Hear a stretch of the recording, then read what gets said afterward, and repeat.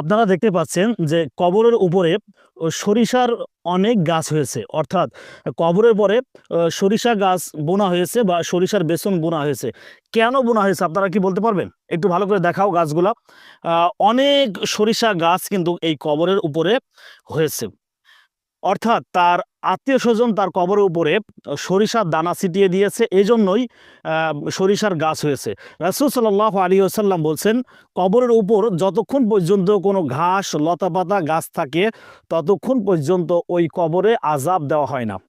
এজন্য আপনারা কবরের উপরে সরিষার দানা ছিটাবেন অথবা ফুল গাছ লাগাবেন বা অন্য কোনো গাছ লাগাবেন, যতক্ষণ পর্যন্ত ওই গাছ বেঁচে থাকবে ততক্ষণ পর্যন্ত তার কবরে আযাব দেওয়া হবে না।